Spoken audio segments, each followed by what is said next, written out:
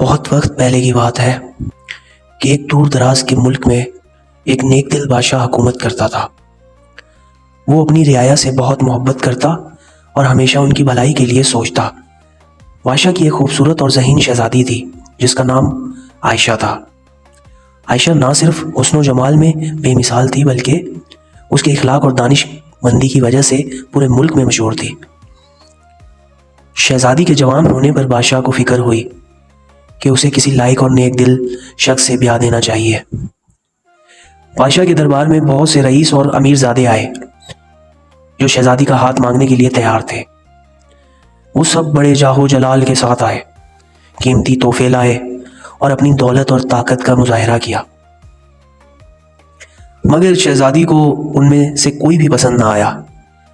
اس نے اپنے والد سے کہا، ابا جان، میں کسی ایسے شخص سے شادی کرنا چاہتی ہوں جو حقیقی معنوں میں نیک دل ہو، محنتی، ایماندار ہو، نہ کہ صرف دولت اور طاقت کے غرور میں مبتلا۔ بادشاہ نے فیصلہ کیا کہ وہ اپنی بیٹی کے لیے ایک مناسب شخص کی تلاش خود کریں گے۔ چنانچہ انہوں نے ایک منصوبہ بنایا۔ بادشاہ نے اعلان کیا کہ وہ اپنی شہزادی کی شادی اس شخص سے کریں گے جو نہایت محنتی، سادہ، نیک دل ہوگا، چاہے وہ امیر ہو یا غریب۔ ایک دن بادشاہ نے ایک کسان کو دیکھا جس کا نام حارث تھا۔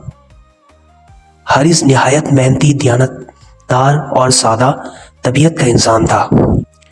وہ اپنے کھیتوں میں دن رات محنت کرتا، اپنے بوڑھے والدین کی خدمت کرتا اور ہمیشہ اللہ کا شکر گزار رہتا۔ بادشاہ نے حارث کی ایمانداری اور محنت کو دیکھتے ہوئے اسے اپنے محل میں بلا لیا۔ جب حارث بادشاہ کے سامنے پیش ہوا، بادشاہ نے اس سے کہا، تمہاری محنت اور دیانت داری کی وجہ سے میں نے فیصلہ کیا ہے کہ تم میری بیٹی عائشہ سے شادی کرو گے۔ حارث یہ سن کر حیران رہ گیا اور عاجزی سے بولا، بادشاہ سلامت، میں ایک غریب کسان ہوں، میں شہزادی کے لائق کیسے ہو سکتا ہوں؟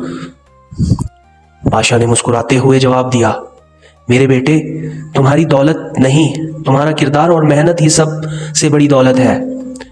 میری بیٹی ایسے ہی کسی شخص کے ساتھ خوش رہ سکتی ہے جو ایماندار، سادہ، نیک دل ہو۔ شہزادی عائشہ بھی اس فیصلے سے بہت خوش ہوئے کیونکہ وہ خود ایسے ہی کسی شخص کی خواہش مند تھی۔ چنانچہ شہزادی کی شادی حارث کے ساتھ بڑے سادے انداز میں انجام دی گئی۔ شادی کے بعد حارث اور عائشہ نے خوشحال اور سادہ زندگی گزاری اور مل کر اپنی زمین پر محنت کی۔ ان کی محبت اور محنت نے ان کے کھیتوں کو سرسبز و شاداب کر دیا اور وہ دونوں خوشی اور اطمینان کے ساتھ زندگی بسر کرنے لگے۔ بادشاہ کا یہ فیصلہ پورے ملک میں ایک مثال بن گیا۔ لوگوں نے یہ سیکھا کہ سچی خوشی اور کامیابی دولت میں نہیں بلکہ محنت، ایمانداری اور محبت میں ہے۔ تو میرے دوستو، اس کہانی سے ہمیں یہ سبق ملتا ہے کہ زندگی میں دولت اور طاقت سے زیادہ کردار اور محنت کی قدر ہونی چاہیے۔ حقیقی خوشی اسی میں ہے کہ ہم دل سے محنت کریں، ایک دوسرے کا خیال کریں اور سادگی سے زندگی گزاریں۔ فی امان اللہ۔